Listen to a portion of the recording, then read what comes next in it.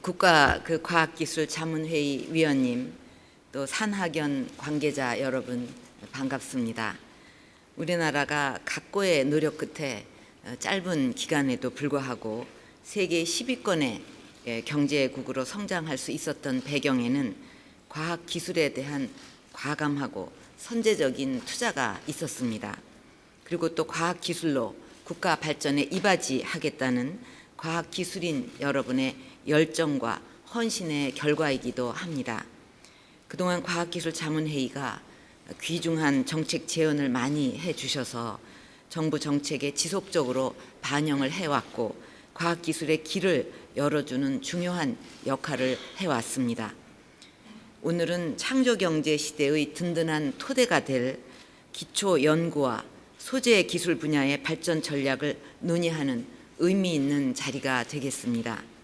우리나라가 그간의 추격자에서 선도자로 경제성장 패러다임을 전환하는 데 오늘 회의가 많은 도움이 되리라 기대를 합니다. 기초연구는 대부분 과학기술자의 지적 호기심에서 시작이 돼서 나중에는 상상도 못했던 새로운 기술과 산업을 창출하는 원동력이 되어 왔습니다. 세계 첨단 산업을 주도하는 미국, 독일 같은 선진 국가들은 모두 기초과학의 강국일 뿐만 아니라 기초연구에 대한 꾸준한 투자를 바탕으로 국립보건연구원, 막스 프랑크 연구소와 같은 세계적인 기초연구기관을 육성해 왔습니다. 우리나라도 1980년대 후반부터 본격적으로 기초연구에 대한 투자를 강화하고 과학기술인들이 혼신의 노력을 기울여온 결과 세계 10위권의 기초연구 국가로 발전하게 되었습니다. 세계적 과학 저널인 네이처라든가 사이언스, 셀에 게재되는 논문도 1990년대에는 1년에 두세 편에 불과했지만 이제는 매주 한 편 수준으로 비약적으로 증가를 했고 논문 피인용 횟수도 세계 13위 수준으로 발전을 했습니다. 최근 일부 언론에서 우리나라 기초과학 수준이 노벨 과학상 수상에는 여전히 미흡하다는 지적이 있었습니다. 하지만 우리도 과학 기초연구에 지속적으로 투자를 하고 창의적인 연구에 매진한다면 머지않아서 기초과학 대국이 될 수 있을 것입니다. 이를 위해서 다음과 같은 지원과 점검이 필요하다고 생각합니다. 먼저 향후 노벨상에 도전할 세계 톱 클래스 연구자를 양성하고 강점 분야를 중심으로 해서 세계적 수준의 수월성을 확보하기 위한 민관 합동의 전략적 지원을 강화해야 할 것입니다. 그 다음으로 기초연구 성과를 핵심 원천 기술로 발전을 시켜서 기업이 활용하도록 연계시키는 성과 확산 시스템이 제대로 작동을 하는지 점검해 봐야 할 것입니다. 우리 기초연구는 연구자도 많고 세계 수준에 오른 분야도 다수가 있지만 산업으로 활용하는 데는 미흡하다는 지적이 많습니다. 역사적으로도 우리 선조들은 동양 최초로 첨성대를 세웠고 세계 최초로 금속활자 인쇄술과 추구기를 개발했지만 정작 이런 첨단 과학을 활용해서 경제, 사회 혁신을 이루는 데는 소홀했다는 교훈도 있습니다.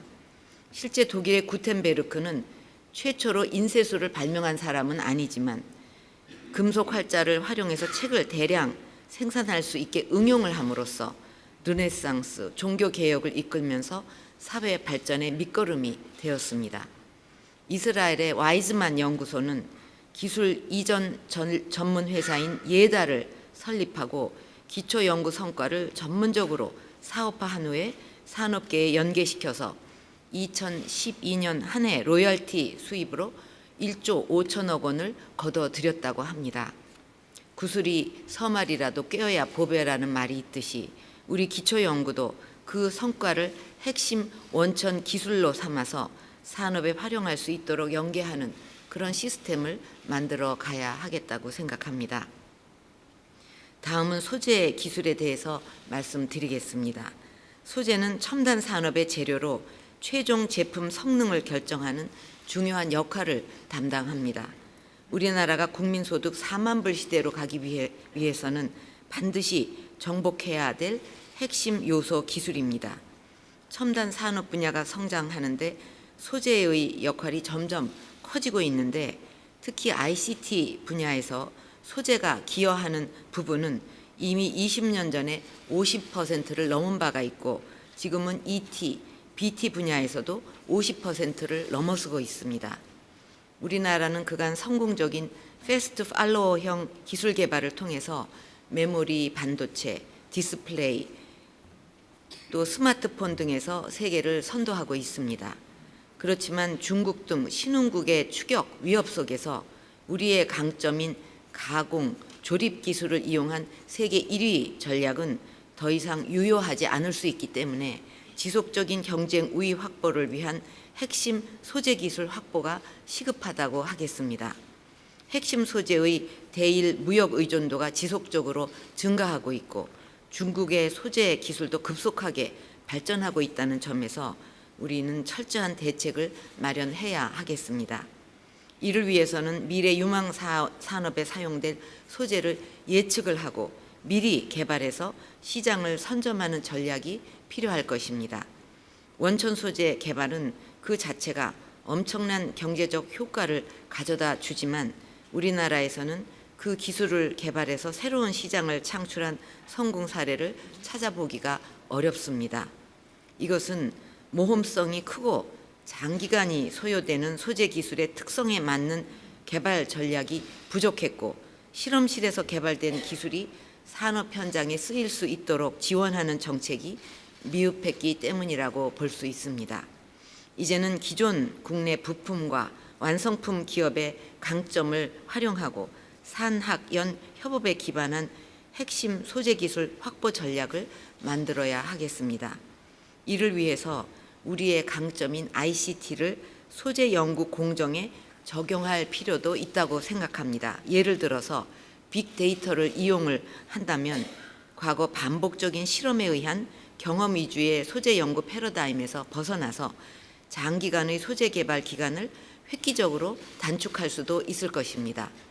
그리고 단순한 소재 정보에서 벗어나서 국제 인증 표준에 적합한 신뢰성 있는 복합 소재 정보를 확보하고 이러한 정보가 연구 현장에서 활용될 수 있도록 정보를 공유하는 시스템을 구축해야 할 것입니다.